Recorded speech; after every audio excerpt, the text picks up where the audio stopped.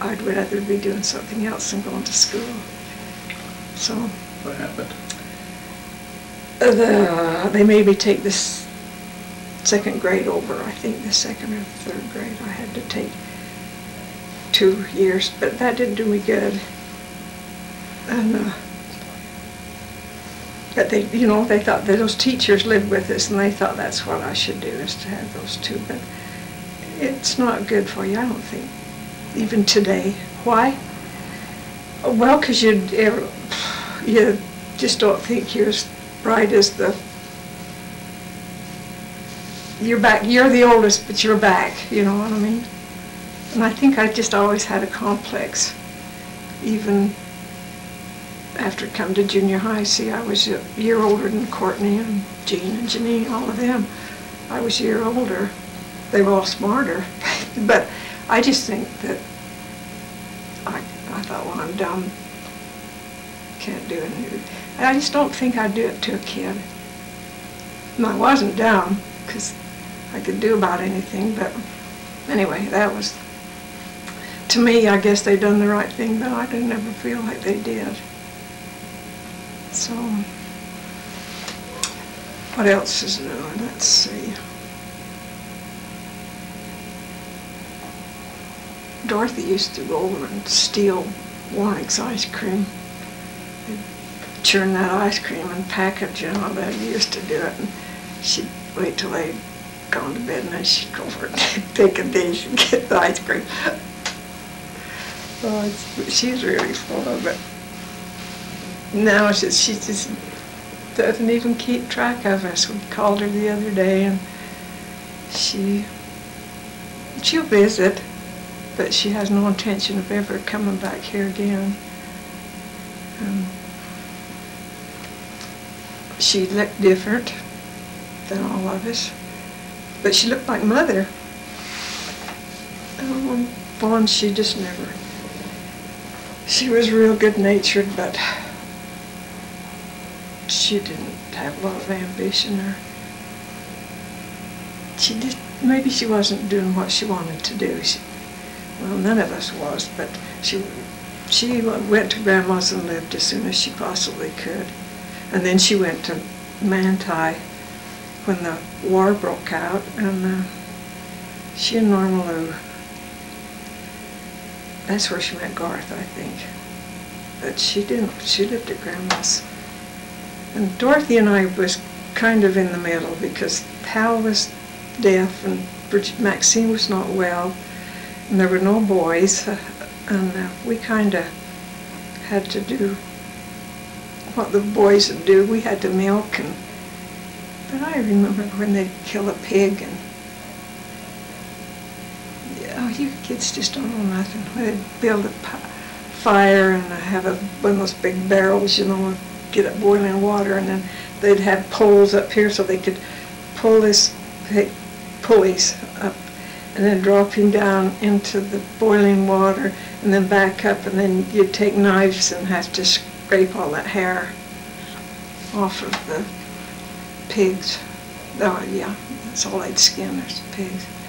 And then Daddy, they'd put some and cure them in salt, brine, you know.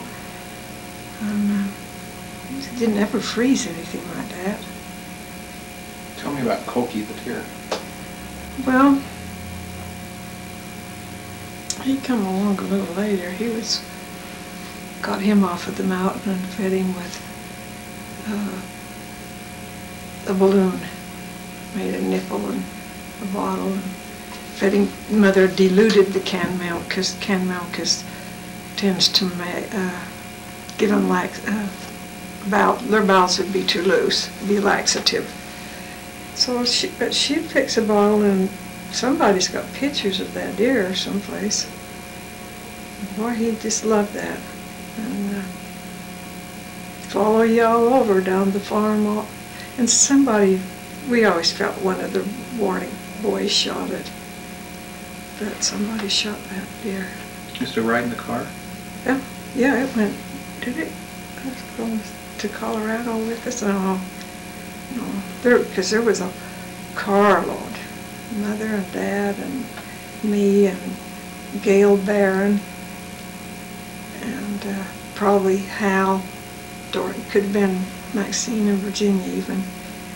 But one of the friends was Barron's that was herding sheep out in Colorado.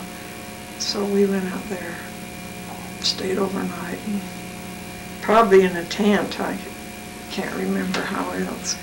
In that Chevrolet, I think we got a picture of that old Chevrolet.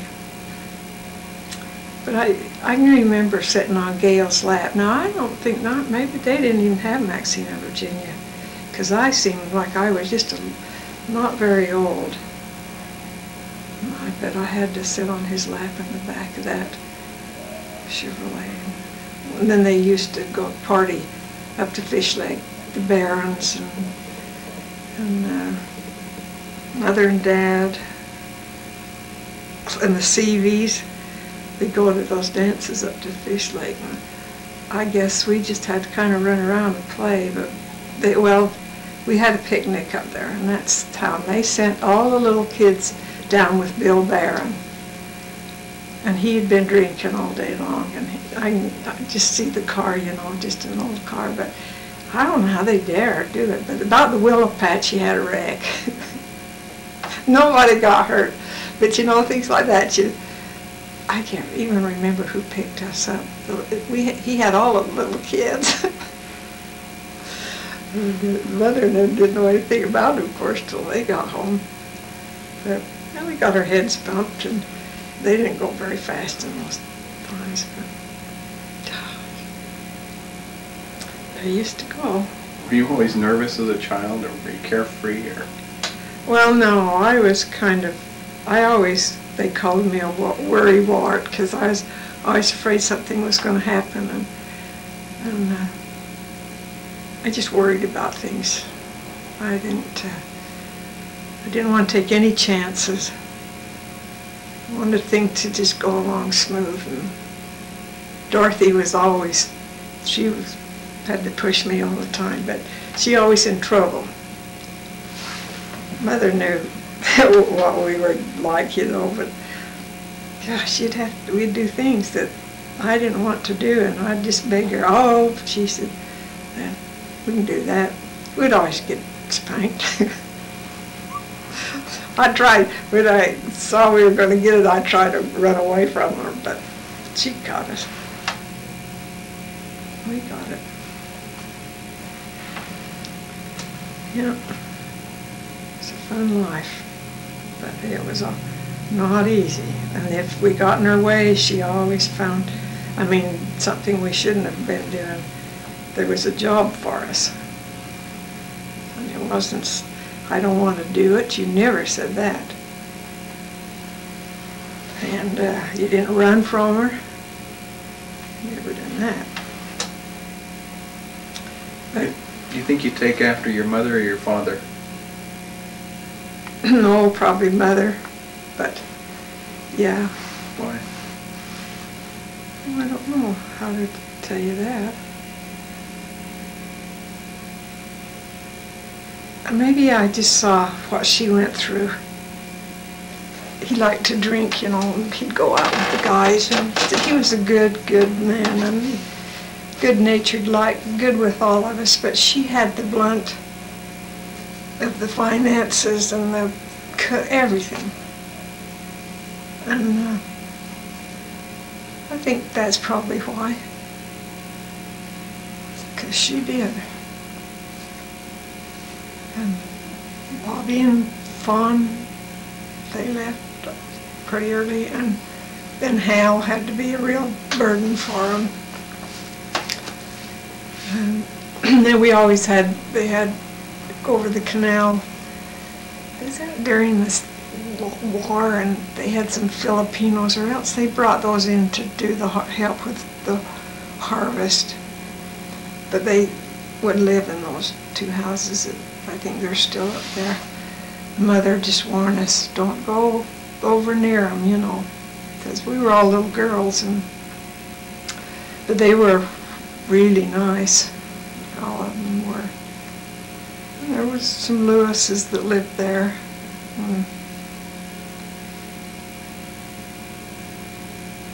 That's where that one wardrobe come from, was in that one of those old houses. I don't know how they ever got that upstairs, because it was only a stairway about like that in that old house up there.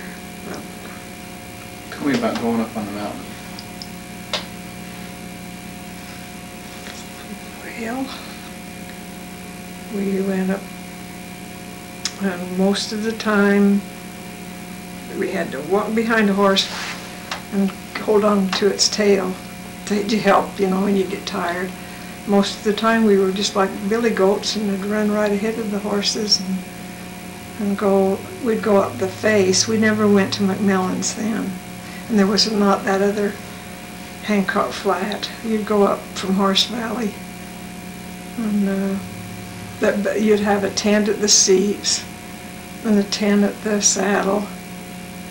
And then Daddy had the cabin. It was fun when we got to the cabin, but then we had to go from the cabin, a mile anyway, down to nowhere to get water, wouldn't it be? So that was the nearest water. And it was always fun when we could go to one of the cabins and stay, rather than living in a tent. But we did, and we probably lived in the sheep wagon down in Horse Valley a lot, and then they'd put a tent up because we usually had a sheep herder that'd have to have a place to sleep. And then we'd go from there up to Parley's cabin. I can't remember staying there very much, because once we left Horse Valley, we'd go to the saddle, and there we'd put a tent between, is it nowhere? Anyway, that's where we had to get our water. And boy, when we went up there, we'd go for a week or two. They'd have 2 pack horses and we walked, and the horses were loaded with just shortening and lard it was, and flour, and it was luxury to have eggs and things like that, but we survived. Deer meat, probably kill a mutton, and milk. I mean the potatoes, because you couldn't take milk. And they did have a cow up there, but that was kind of before my time. I think that they called her Old Diner, and they took her up when they were in that cabin on the top on Daddy, and they had a cow.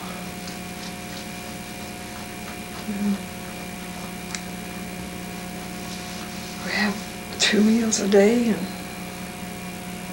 listen to the radio. We'd sing and play outside. Now, you know, you'd go crazy if you told Ben to go out and see if the sheep was okay. But I remember this wasn't too many years ago. Mother and Maxine and Virginia and I don't know if there was, I think Daddy had been there, and he went down off the mountain, and this storm come up, and they put those coal oil flares out on the rocks to scare the coyotes away from them.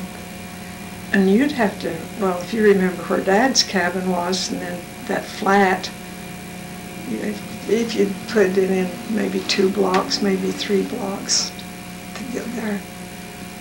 And it was just thunder and lightning and blowing, and she had lit those flares.